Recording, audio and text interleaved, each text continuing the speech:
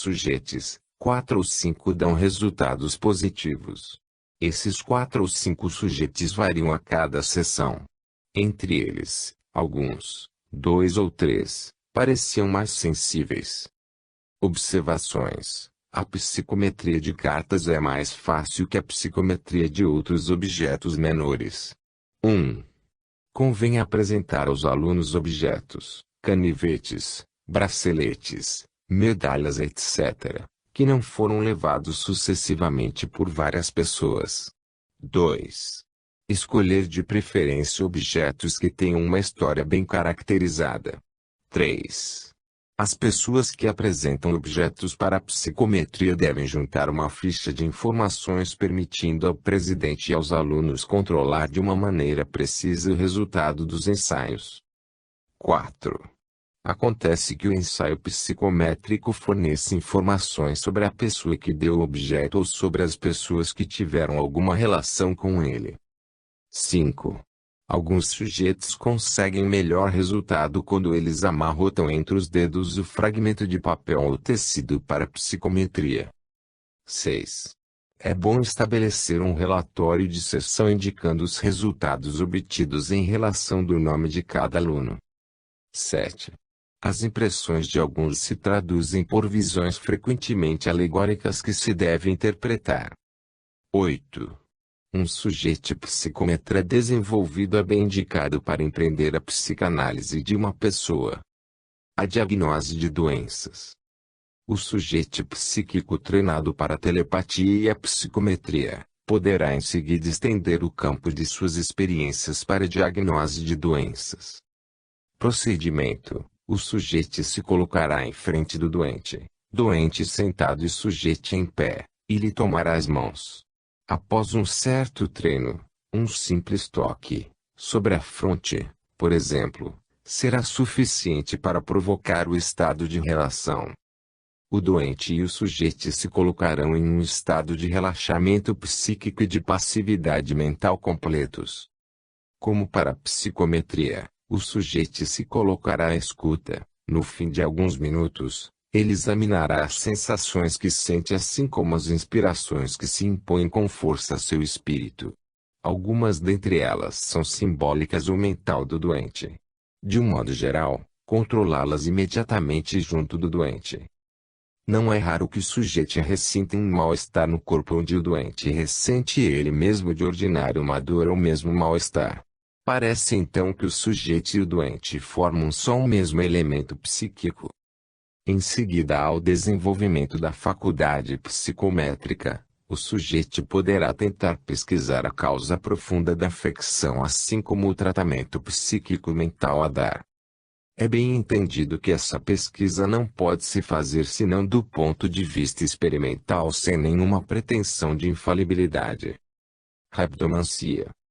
Se admitirmos, com a ciência, que as pessoas e as coisas têm a faculdade de emitir vibrações, radiações produtoras de ondas ultracurtas tendo uma certa analogia com essas emissões por um sujeito psíquico, não é ilógico admitir a realidade das reações psiconervosas causadas por essas ondas sobre um sensitivo denominado rabdomante. Definição: de acordo com o professor F. Casamalí da Universidade de Milão, a rabdomancia é a faculdade que tem alguns seres humanos de sentir, caminhando sobre o solo e mantendo entre os dedos uma vara flexível de madeira, de aveleira, ou de metal, a presença no subsolo de metais ou de outras substâncias, e por movimentos involuntários, conseguir indicar aproximada ou exatamente, sua qualidade, sua quantidade, sua profundidade. Acrescentemos que certos rabdomantes exercem seu poder sobre fotografias, de plantas topográficas etc. Escolha dos sujeitos. Os sujeitos sensitivos revelados ao curso de outros exercícios, são totalmente designados para se tornar rabdomantes. Procedimentos: preparando a vara, o aluno mantém nas duas mãos uma vara de árvore de avelã, aveleira, em forma de V, as palmas abaixadas, a ponta da forquilha para frente e ligeiramente levantada.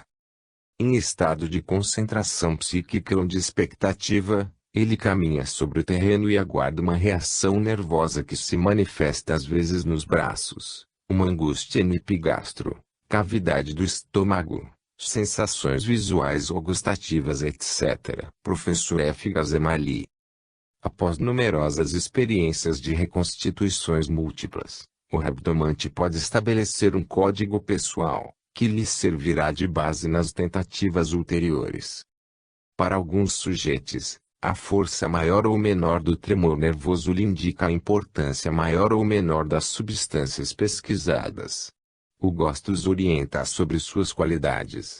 Para a profundidade, eles se orientam calculando em segundos a duração do tremor múltiplo por um coeficiente, número sempre idêntico para a mesma substância, 4,75 para a água, 5,50 para o petróleo, 8 a 9 para os metais.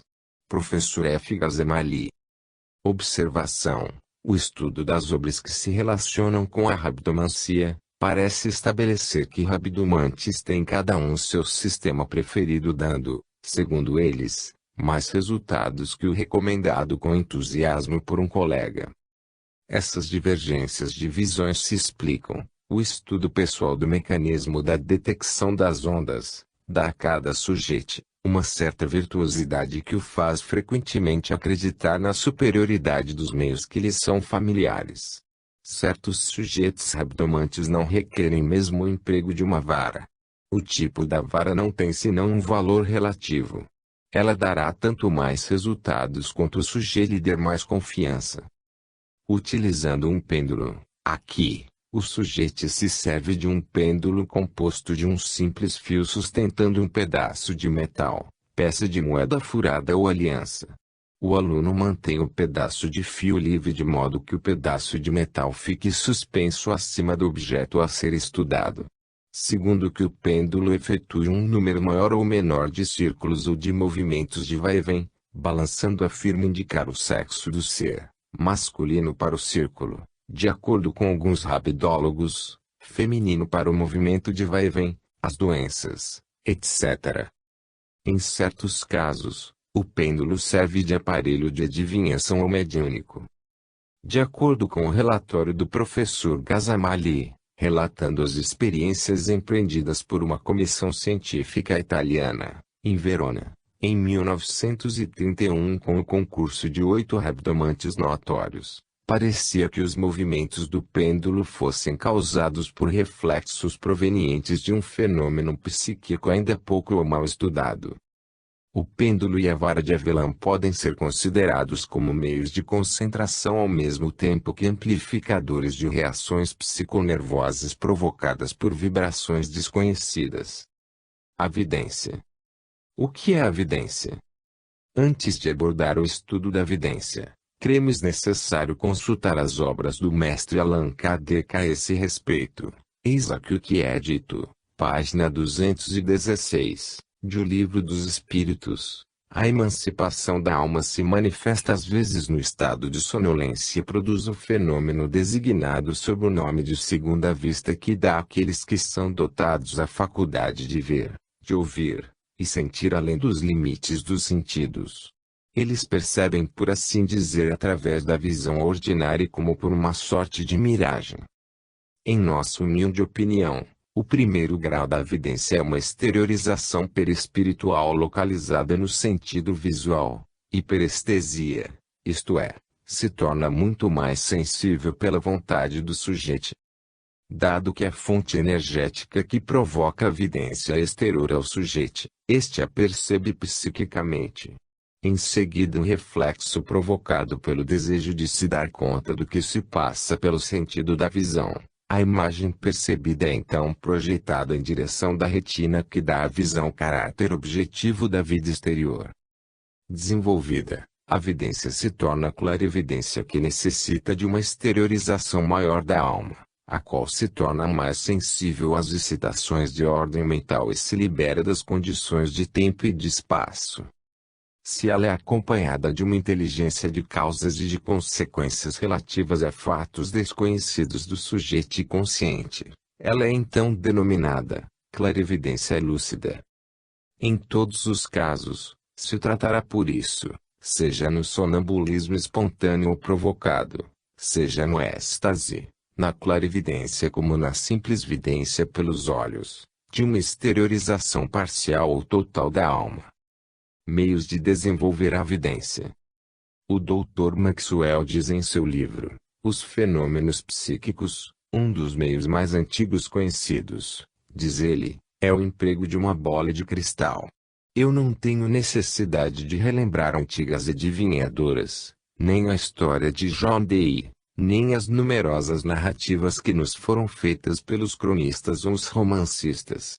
A bola de cristal é o procedimento aperfeiçoado, do mesmo modo que o espelho negro, mas o espelho comum, o copo d'água, garrafa redonda, a bola de sapateiro, unha do dedo, vidro de relógio, toda a superfície é polida, enfim, pode servir para induzir a alucinação. Eu só recomendarei os primeiros procedimentos, eles são os melhores: a unha, o vidro de relógio, as superfícies polidas como as de uma mesa envernizada ou encerada não são recomendáveis. A bola de cristal, eu creio, o procedimento de escolha.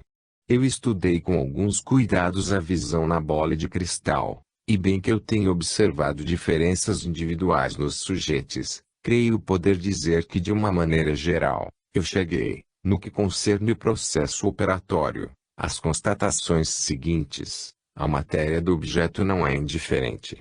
As bolas de cristal de rocha têm o inconveniente de ser muito dispendioso. O vidro comum dá muito bons resultados, mas é preciso evitar que a bola contenha bolhas de ar ou outros defeitos. É preciso que a bola hipnótica seja tão homogênea quanto possível. Sua forma pode ser esférica ou ovoide. Creio que forma elíptica é talvez a melhor, pois ela permite evitar mais facilmente os reflexos. A dimensão da bola é indiferente, mas eu prefiro as bolas um pouco grandes. Entretanto, tenho obtido excelentes resultados com bolas de 1 centímetro tanto quanto com bolas de 6 a 7 centímetros de diâmetro. A bola pode ser branca, azul, violeta, amarelada, verde, ela pode ser opalina ou transparente, mas eu creio que os melhores resultados são obtidos com bolas brancas transparentes, as bolas azuis e as bolas de cor ametista. Estas duas últimas cansam menos o olho. Para observar na bola, é preciso colocar-se ao abrigo de todo o reflexo, de modo que ela ofereça uma cor uniforme sem pontos brilhantes. Para isso, pode-se envelopá-la com um lenço de pescoço ou veludo escuro, ou mantê-la na cavidade da mão, ou mesmo mantê-la na ponta dos dedos desde que as condições indicadas acima sejam cumpridas. O objeto deve estar colocado à distância da visão normal. O olhar deve ser limitado não sobre a superfície da bola, mas na bola mesmo. Com um pouco de hábito, será alcançado facilmente. Os espelhos dão também muito bons resultados. Eles podem ser feitos como os espelhos comuns ou ser pretos como os famosos espelhos de bata que têm uma composição especial. Eu não experimentei com estes últimos. Observei que precisava, ao dizer aos sujeitos, que o espelho não refletisse nenhum objeto e apresentasse uma cor uniforme, a do céu por exemplo, azul ou cinza, mas sem mistura dessas cores como é, por exemplo, um céu nublado onde os vapores brancos se destacam sobre o fundo azulado. Em um apartamento pode-se fazer refletir o teto se ele é monocromático.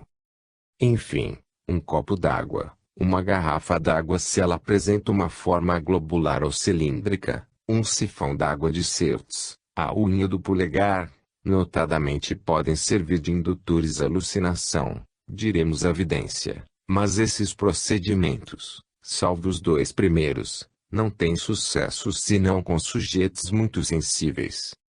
Nessas condições de operação, eu observei resultados algumas vezes extraordinários e que confundem a imaginação. Eles me pareceram tender a demonstrar a verdade da ideia kantiana sobre a relatividade e a contingência de tempo e de espaço. É bem difícil admitir que essas duas ordenadas de nossas percepções sejam exatamente o que elas nos parecem ser, A menos que aceitemos a teoria das coincidências até o absurdo, como vi ser feito por um professor de meus amigos. É então fechar a porta a toda discussão e a todo exame inteligente de um fato aparentemente normal. No Solar das Sombras, o Sr. Paul Bourdieu transcreve o seguinte método que leva às indicações do Sr. Maxwell um complemento de informação interessante. Método anglo-americano. Mantende o cristal limpo e claro, não o toqueis senão quando for vos servir. Aquecei-o colocando-o perto do fogo e colocai acima um pedaço de veludo preto ou de um vermelho escuro. O lençol violeta parece ajudar ainda mais que os de outra cor. O cristal pode ser empregado por uma só pessoa ou por duas ao mesmo tempo, no qual uma mantém enquanto a outra olha dentro. Frequentemente isso ajuda no desenvolvimento da faculdade. Tanto quanto possível, a peça onde se segura deve estar para o norte, ela deve ser calma de todas as maneiras. O melhor momento é de cerca de 2 horas após uma ligeira refeição. Puxai as cortinas da janela de maneira a fazer uma obscuridade um pouco completa. Deixai cair sobre o cristal, por cima de seus ombros, o pouco de luz que deve projetar a janela ou a lâmpada. Vós podeis manter o cristal na mão ou dispô-lo sobre uma pequena mesa. A distância deve ser a mesma de um livro que vós ledes.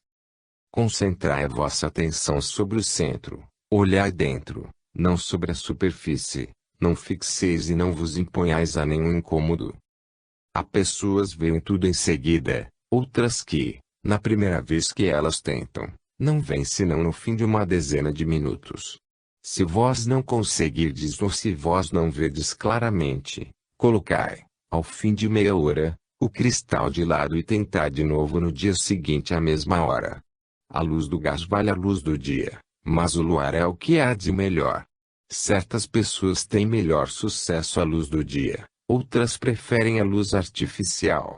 Um outro método consiste em colocar o cristal na luz e observar através de uma transparência, com o azul do céu como fundo. A respiração deve ser lenta e profunda enquanto se olha no cristal e é bom ficar, durante 5 minutos, com os olhos fechados antes de olhar no cristal e após ter aí olhado. Desse modo, vós evitareis a fadiga que certos clarividentes se lastimam. Ficai passivos e não tenteis ver alguma coisa, em particular na primeira vez que tentais. Em seguida, escreveis sobre um pedaço de papel o que desejais ver. Amassai esse papel e não penseis mais na questão a que vos tenhais exposto, mas permanecei passivos e esperar como se nada fosse. Não é preciso mudar o cristal de lugar a menos que vós desejais mudar a cena que vedes. Não deis atenção aos raios refletidos, observai através deles. Se for mantido como é preciso, o cristal não deve emitir raios. Os médiuns videntes e suas especialidades. No curso das sessões, temos observado que certos videntes jamais obtêm senão visões de personagens ou cenas de uma alegoria duvidosa, não tendo nenhuma relação com as outras manifestações mediúnicas ou com fatos controláveis.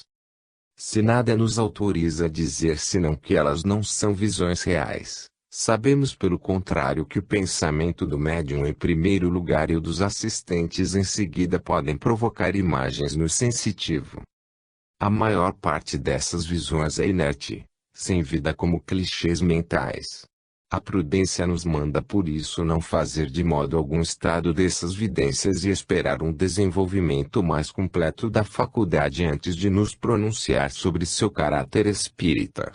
Pelo contrário, sujeitos de uma outra ordem veem personagens tendo todos os atributos da vida, coloração da pele, expressão variante de face, movimento.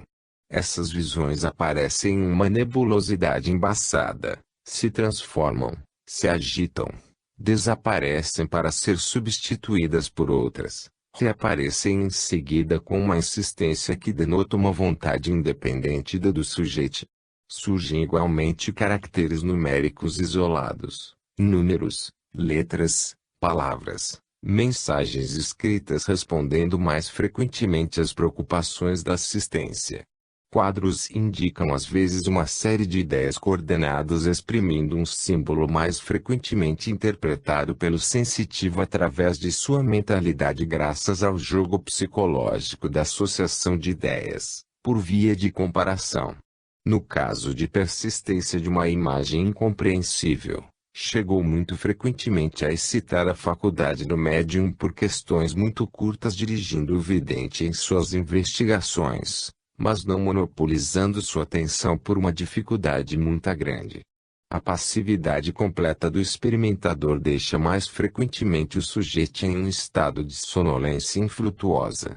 Deve ao contrário por uma atividade discreta e confiante, servir de estimulante. Acontece que a presença de uma pessoa fortemente aprovada é suficiente para dar ao sensitivo uma emoção propícia, frutuosa. Acrescentemos que são as diferentes modalidades da vidência que permitem aos adversários do espiritismo acreditar no profano uma confusão lamentável assimilando os fenômenos de vidência às alucinações provenientes da imaginação superexcitada. Aliás, são ajudados pela ignorância ou obstinação de certos espíritas que sustentam que veem sempre uma relação estreita com as comunicações obtidas por outros médiuns. Apesar de que numerosos erros podem provir da telepatia, da imaginação do sujeito, e da ação, oposição, de espíritos hostis. Condições que favorecem o desenvolvimento da vidência: 1. O número restrito de assistentes. 2. Presença de outros bons médiuns servindo de treinadores. 3. Uma iluminação tênue. 4.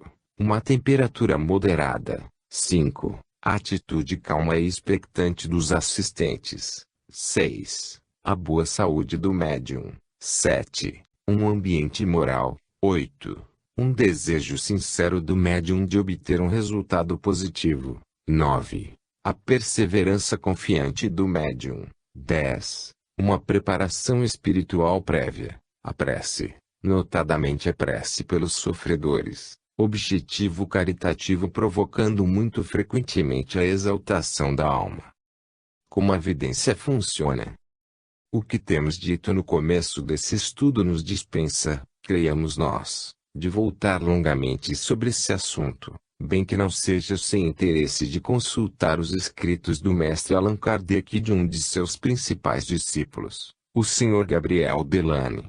Em O Livro dos Espíritos, Allan Kardec diz notadamente: no momento em que se produz o fenômeno da segunda vista, o estado psíquico é sensivelmente modificado. O olho tem alguma coisa vaga. Ele olha sem ver. Toda a fisionomia reflete uma espécie de exaltação. Constata-se que os órgãos da visão são estranhos, no que a visão persiste malgrado a oclusão dos olhos. O esquecimento segue o mais frequente essa lucidez passageira cuja lembrança, cada vez mais vaga, termina por desaparecer como a de um sonho. O poder da segunda vista varia desde a sensação confusa até a percepção clara e nítida das coisas presentes ou ausentes.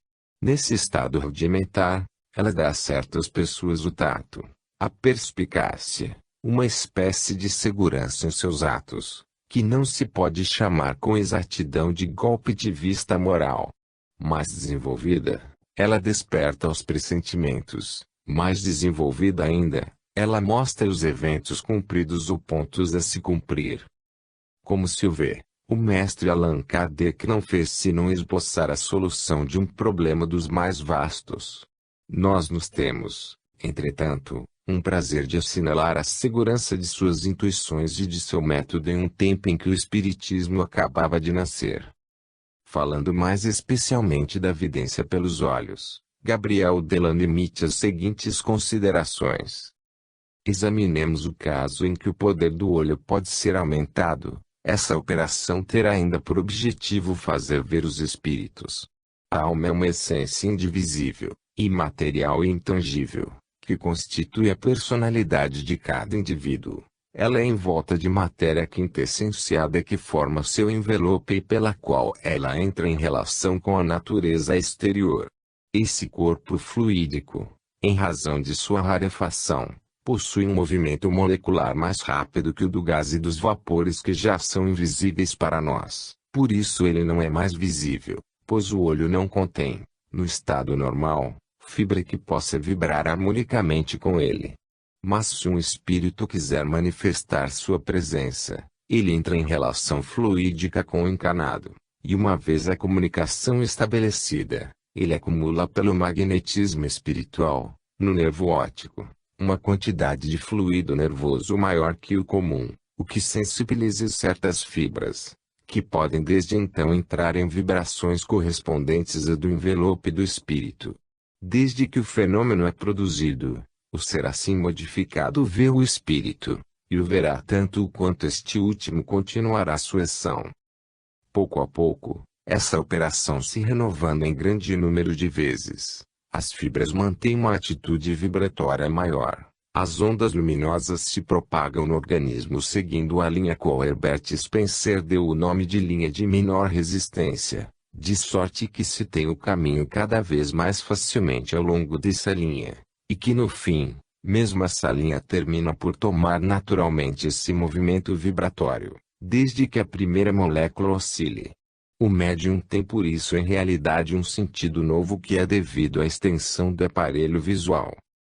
Uma objeção se opõe, entretanto, a essa hipótese. Com efeito, não se tem o direito de se perguntar, no caso especial onde o espírito desencarnado é capaz de provocar uma hipersensibilidade do nervo óptico, se o espírito do médium não pode fazê-lo com o mesmo sucesso, tanto mais que certos clarividentes avançados não têm aparentemente necessidade senão de uma concentração rápida e voluntária para se colocar em estado de vidência.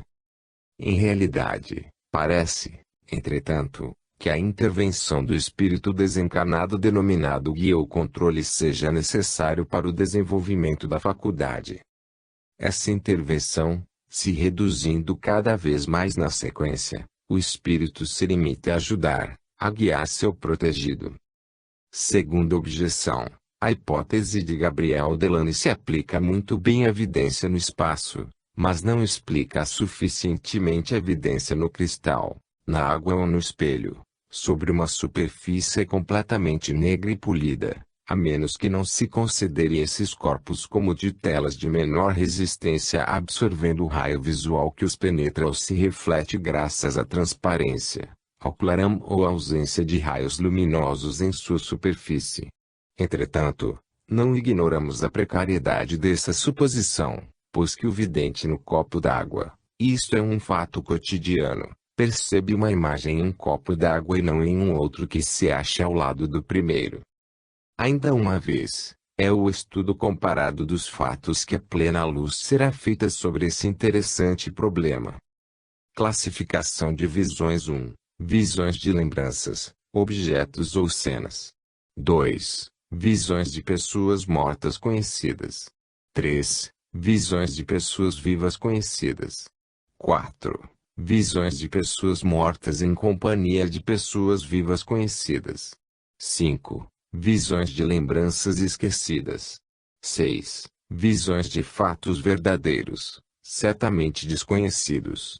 7. Visões de fatos se realizando no futuro. 8. Visões simbólicas de fatos passados, presentes ou futuros. 9. Visões se movendo independentemente do pensamento consciente do sujeito indicando uma inteligência perseverante e determinada. 10. Visões de escrita, palavra e mensagens. 11. Visões confirmadas por uma mensagem mediúnica. 12. Visões de animais. 13. Um grande número de visões não identificadas. A linguagem simbólica das visões. Origem do simbolismo. Os primeiros relatos inteligentes entre os homens tiveram que ser ajudados por gestos simbólicos, mímica, por representações imaginadas e desajeitadas do desenhista primitivo, acompanhadas de sons articulados pouco numerosos. Poderíamos alongar indefinidamente a lista de exemplos ou ser colocado na impossibilidade de se fazer compreender com o recurso do símbolo do gesto, do som e da representação imaginada.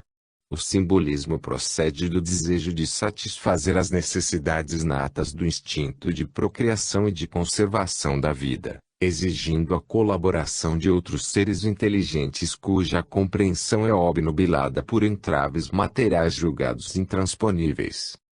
Haverá por consequência símbolos se inspirando na vida sexual e símbolos superiores, de natureza mais intelectual. Os símbolos superiores contêm os primeiros, transformados, que vão se atenuando à medida que o homem desenvolve suas faculdades lógicas e morais. Assim, o homem que escala uma montanha percebe tudo primeiro em sua base os pântanos cheios de lama. À medida que ele prossegue sua ascensão, o panorama aumenta, tudo contendo a vista do começo. Chegando ao cume, o escalador perdeu de vista a lama dos pântanos para descobrir vastos horizontes azulados, de perspectivas impressionantes, um solo resistente, uma nova flora. Assim o simbolismo se depura à medida dos progressos dos homens que o empregam. Os gestos e os desenhos rudimentares primitivos se transformam em simbolismo poético, artístico e religioso. O que prova que o simbolismo onírico, sonho, ou da vidência, não depende unicamente das manifestações da vida sexual, como afirma o Dr. Freud, é que alguns sonhos como algumas visões são percepções frequentemente premonitórias da vida diária. Outras vezes, o espírito parece mais livre ainda de contingências materiais e é suscetível de especulações não tendo nada em comum com a libido, paixão sexual. Fontes do simbolismo. O simbolismo encontra seus elementos no caráter pessoal do sujeito, sua elevação moral, as contingências da vida cotidiana, sua educação, o caráter da raça, na literatura, no folclore, na religião, nas artes etc. Principais elementos do simbolismo. O cão, uma roda livre, bela, uma estrada fechada, cheia de atoleiros, sulcada de buracos significando respectivamente, a fidelidade, um sucesso, um aborrecimento ou uma dificuldade. A coroa, elevação material. O diadema de pérolas e estrela na fronte, elevação espiritual. A escada, elevação progressiva devida ao esforço pessoal. O voo, com asa, realização próxima de aspiração superior etc. A significação do símbolo depende com frequência da mentalidade do médium e da inspiração. Persistência de um símbolo. Certos símbolos parecem possuir uma nova força, uma persistência no recuo de uma ideia, de uma paixão pela educação mal conduzida, mal compreendida. Canalizar essa paixão, dar-lhe um fim nobre, generoso que lhe permite um livre desabrochar, é fazer desaparecer seus efeitos nefastos.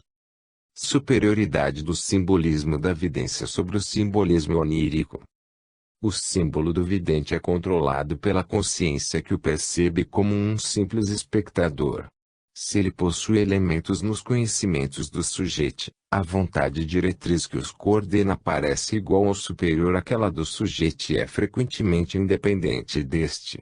O desenvolvimento dessa faculdade permite produções supranormais, ultrapassando largamente o quadro ordinário dos conhecimentos adquiridos assim como das percepções sensoriais. Elas se prolongam às vezes em um futuro, logicamente que não pode ser conhecido.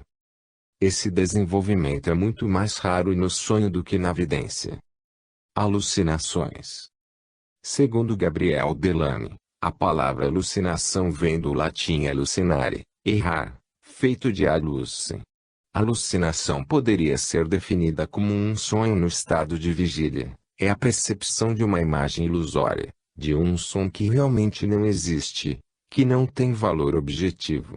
Como o objeto representado não afeta de nenhum modo a retina, o som ouvido não impressiona o ouvido. A causa eficiente da alucinação existe no aparelho nervoso sensorial e deve ser relacionada com o trabalho particular do cérebro.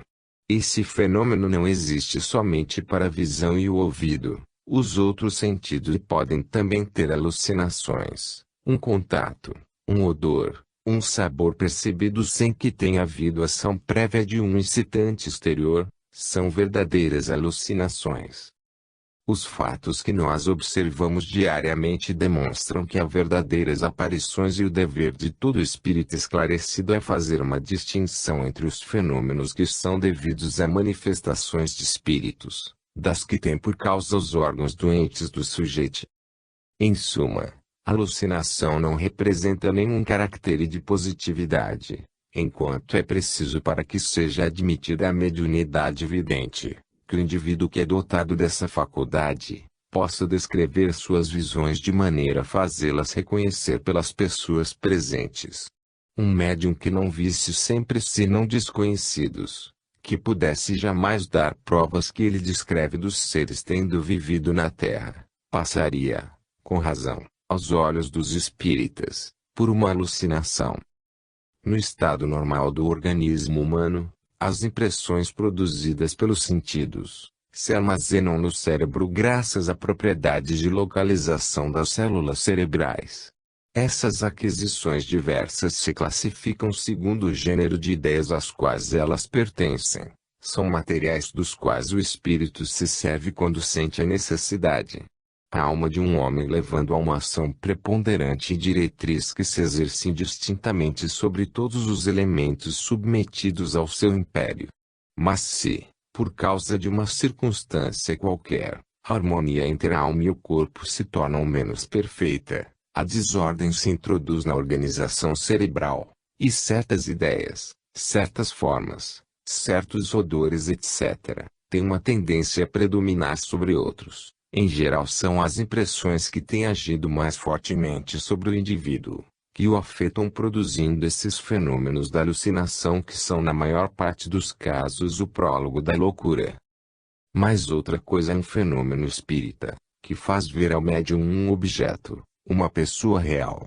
O espírito que aí está pode ser minuciosamente descrito. E isso não é senão quando essa visão é reconhecida para ser a descrição exata de uma pessoa morta, desconhecida do médium, que nós admitimos que haja uma intervenção espiritual. As verdadeiras aparições têm um caráter que, para um observador experimentado, não permite confundi-las com um jogo da imaginação. Como elas podem ter lugar em pleno dia, deve-se desconfiar daquelas que se crê ver à noite, no temor de ser vítima de uma ilusão de ótica. Aí estão, aliás, aparições, como todos os outros fenômenos espíritas, o caráter inteligente é a prova de sua veracidade. Toda aparição que não dá nenhum sinal inteligente e que não é reconhecida, pode ser ousadamente tomada na posição de ilusões. Como se vê, nós somos muito circunspectos na apreciação desses fenômenos. E mantemos antes de tudo fazer constatar que os espíritas, longe de aprovar as divagações de cérebros doentes, são minuciosos observadores dos fatos, e positivistas em toda a acepção do termo. Os sujeitos hipnóticos e magnéticos. Nós damos as indicações que se seguem unicamente para permitir ao experimentador levar em conta os fatos da realidade de seu poder em vista da direção de uma sessão experimental. O sonâmbulo. O sujeito sonâmbulo é sempre um ser passivo e muito sugestionável. Muito frequentemente notívago e inconsciente, suas noites ordinariamente agitadas por sonhos, às vezes premonitórios. Essas curtas indicações devem ser suficientes para orientar o sujeito a se desenvolver. Sono hipnótico. O sujeito se coloca em estado de relaxamento físico completo. Ele retém todo o pensamento e tentativa de fazer vazio em seu cérebro. Ele fixa durante alguns instantes um objeto brilhante, botão de couro brilhante, vidro polido ou um redondo branco de meio centímetro de diâmetro colocado no centro de um círculo preto de 15 centímetros de diâmetro. Ao fim de certo tempo, o sujeito sente que suas pálpebras ficam pesadas e acabam por se fechar. Então, o experimentador lhe faz, com uma grande vontade, as sugestões. Vós dormis sempre mais profundamente e repetir várias vezes. Vós dormis sempre mais. Vós dormis. Quando se tiver certeza do sono, continua-se, no presente que vós dormis bem, Vós podeis ver em torno de vós. Que vedes? Estender o questionário segundo as circunstâncias e o objetivo que se deseja atingir. Essas sugestões devem ser repetidas tão frequentemente quanto haja necessidade, para alcançar um resultado. Insistir no início sobre a sugestão provocante do sono. Para despertar o sujeito adormecido, dá-se-lhe sugestões contrárias. Vós ireis agora retornar ao vosso estado normal. Vós estareis muito calmo. Vós estareis muito melhor que antes da experiência. Chama-o pelo seu prenome e sopra sobre seus olhos. Sono magnético. O magnetizador sentiu exteriorizar um fluido sutil que lhe projeta por passes, toques ou simplesmente pelo olhar. Esse fluido invade pouco a pouco o sujeito e provoca o sono. Quando o magnetizador o segura pela mão, acontece com frequência que o sensitivo sente seu corpo invadido por uma força superior à sua, que o faz adormecer. Outras vezes, o magnetizador põe um momento as mãos sobre a cabeça do sujeito, depois dá passes longitudinais, da cabeça aos pés, em alguns centímetros do corpo. É empiricamente reconhecido que esse modo de operar satura o corpo do sujeito do fluido magnético do operador e produz a exteriorização psíquica conduzindo ao sono. O sujeito, uma vez adormecido, se operará como pelo sono hipnótico.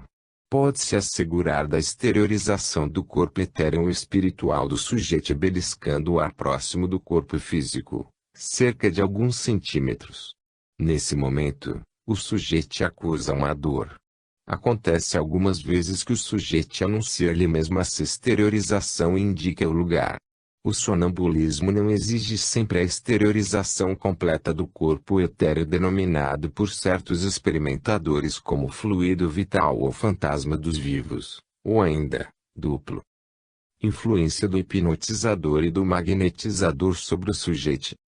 Solicitamos ao leitor se reportar ao capítulo da telepatia subdivisão intitulada A Telepatia Moral.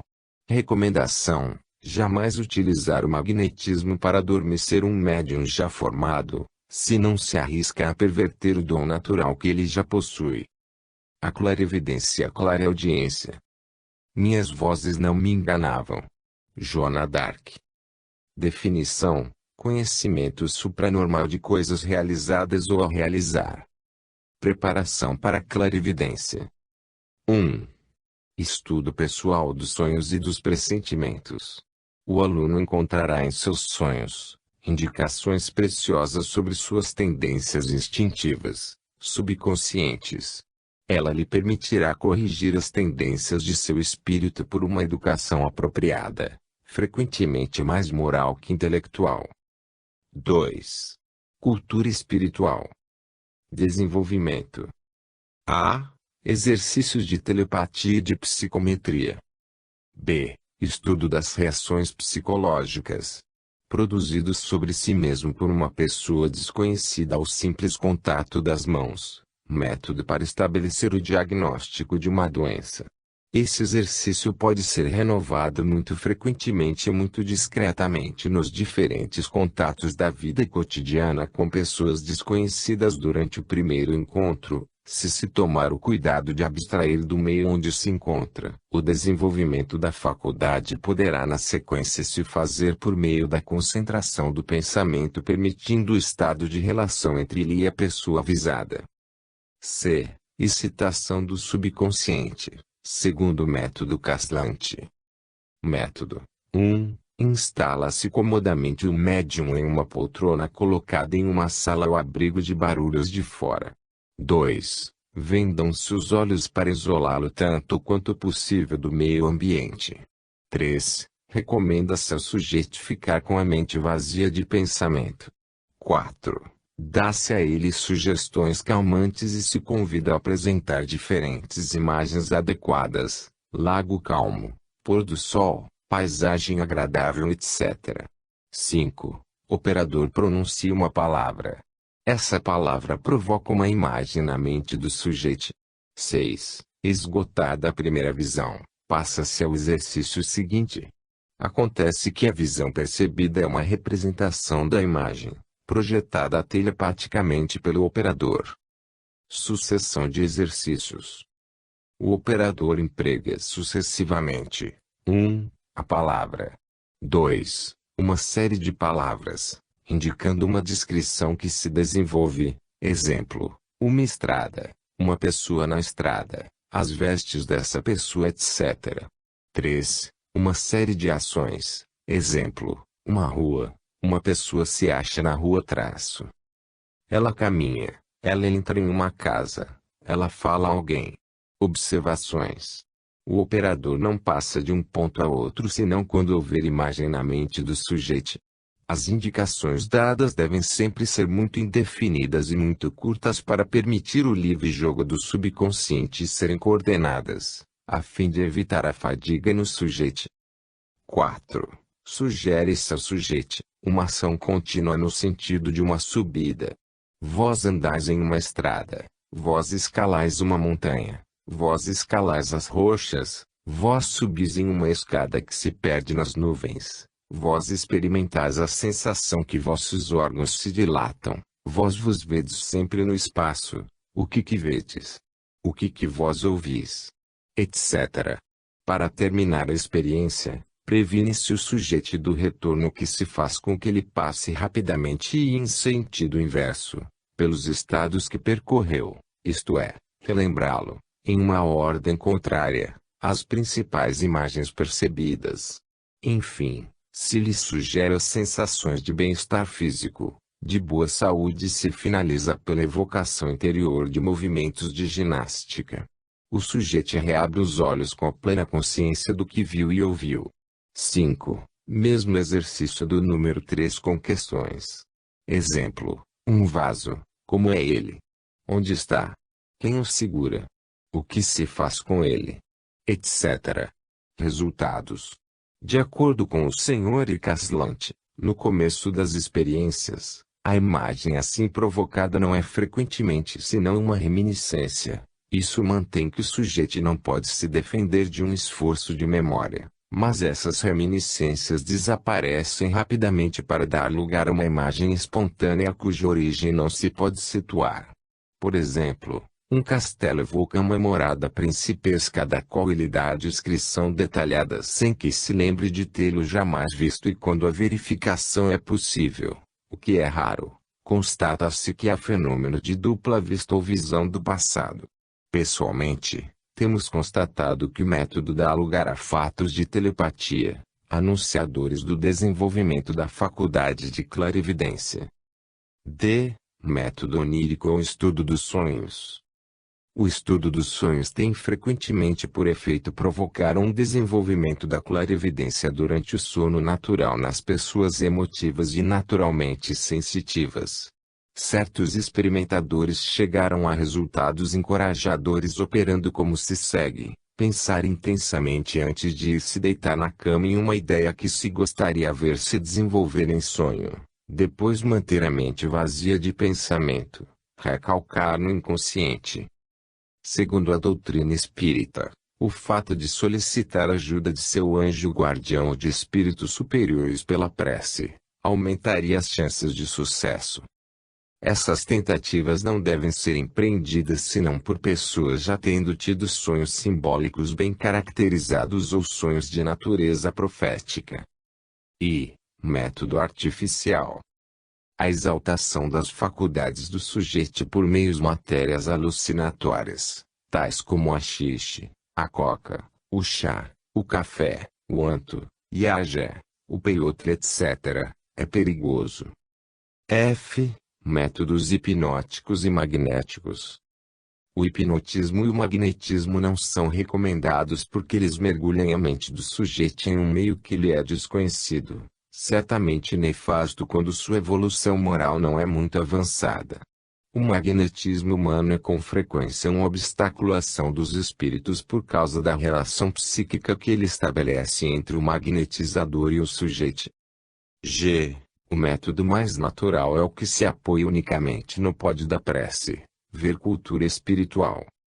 Os outros métodos de desenvolvimento indicam os exercícios a fazer, Exercícios que devem sempre ser precedidos de uma preparação mental, prece, etc.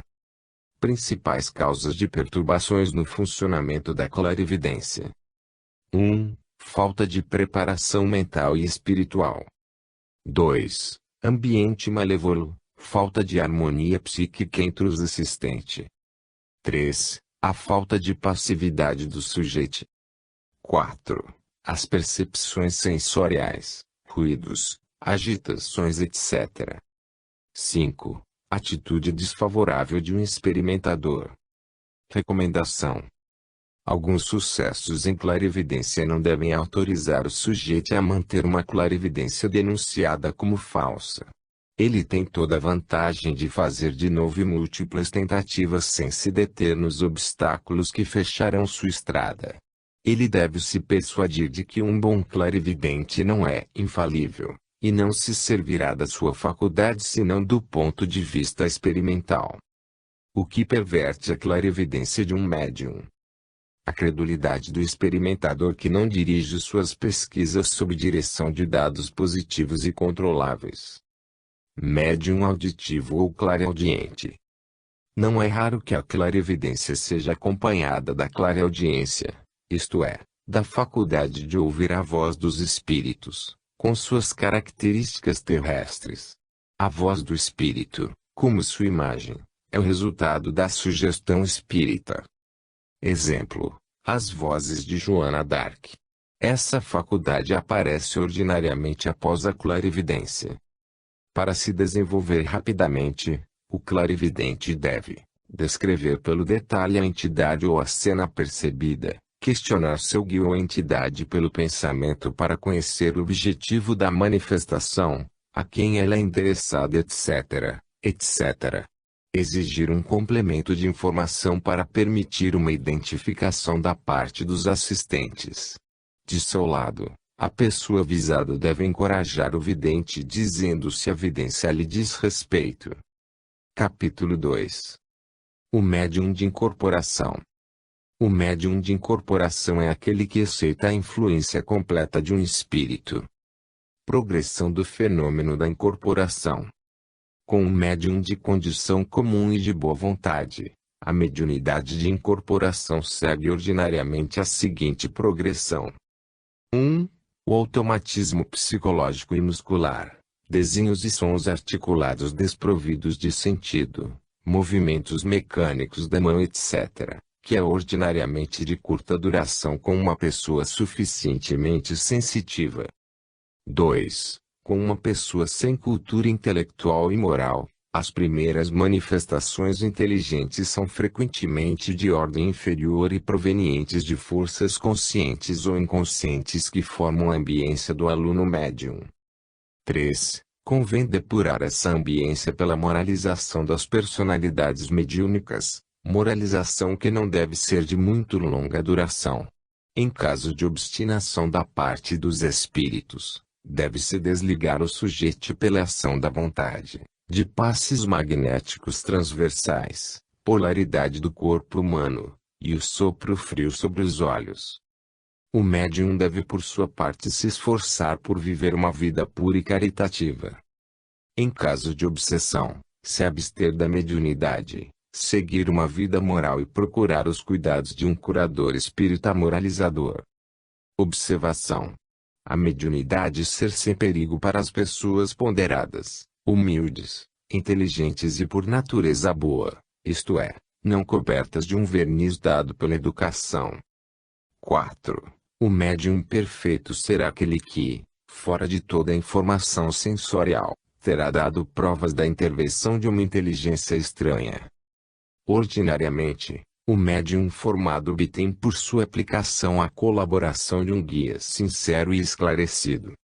Em resumo, o sucesso dependerá de uma colaboração estreita, sincera e confiante do diretor de sessão e de suas ajudas, da paciência de cada um, de sua coragem, de seu valor moral aliado a um espírito crítico divertido e uma grandeza firmeza de caráter. Em uma atmosfera tão simpática, os resultados serão assegurados. Os médiuns verão sua faculdade se embelezar e cada um poderão se iniciar na prática das sessões. Médium escrevente psicógrafo. A mediunidade pela escrita é muito comum. Ela consiste em receber mensagens pela mão do médium. O procedimento é, diz Allan Kardec, dos mais simples. Consiste tudo unicamente em tomar de um lápis e papel e se colocar em posição de uma pessoa que escreve, sem outra precaução. Como disposições materiais, recomendamos evitar tudo o que pode estorvar o livre movimento da mão. É mesmo preferível que esta não repouse de todo sobre o papel. A ponta do lápis deve apoiar suficientemente para traçar, mas não o bastante para causar resistência. Emprego de um Ouija. O Ouija é uma prancheta montada sobre esferas e munida, em sua parte anterior, de um bico. O médium coloca a mão sobre a prancheta e a faz circular sobre um alfabeto impresso onde se encontram, além do mais, as palavras sim e não, assim como os números. O médium deve mostrar sucessivamente cada letra e isso se faz com frequência com a maior velocidade. Um assistente as escreve à medida que aparecem em um papel, depois reconstitui as palavras uma a uma. O médium falante. O médium falante é aquele que fala sob a influência dos espíritos. A impulsão que lhe é dada é às vezes tão viva que ele teria grandes dificuldades para superar e resistir. Após estar recolhido, faz a mente vazia de pensamento e permanece absolutamente passivo. Pouco a pouco, a influência espírita se faz sentir. Segundo as disposições do espírito, este agirá preferencialmente sobre os órgãos da palavra do que sobre a mão. A mediunidade falante aparece frequentemente após a mediunidade psicográfica. Os médiuns oradores pertencem à categoria dos médiuns falantes. O médium de encarnação. O médium de encarnação é aquele que reúne todos os atributos do médium de incorporação: voz, escrita, gesto, maneiras, etc. Esse médium é comumente inconsciente. Ele dá aos assistentes a impressão de se achar na presença de um desaparecido que age como se estivesse vivo. Capítulo 3. Sujetis psíquicos e médiuns de exteriorização fluídica. Fotografia das radiações biológicas. As experiências do comandante da JET, Gabriel Bellani, Charles Lancelin, Dr. Luiz, Dr. Baraduc, etc., colocou às claras a realidade das radiações escapando dos corpos vivos para revelar-se na placa fotográfica. Alguns psiquistas só veem nisso radiações de origem física não tendo nenhuma relação com o pensamento do sujeito. Entretanto, se prossegue nas experiências com seres humanos, constata-se que essas radiações sofrem modificações dependendo da vontade do sujeito ou de uma entidade espiritual, diretora do fenômeno. Desde então, as hipóteses explicativas emitidas, radioatividade de células vivas, irradiação elétrica do humano, ação do calor corporal sobre os banhos fotográficos e a placa sensível, luz solar absorvida pela pele e restituída em parte, efeito químico da transpiração sobre a emulsão da placa, etc., são todas, da mesma ação, eliminadas.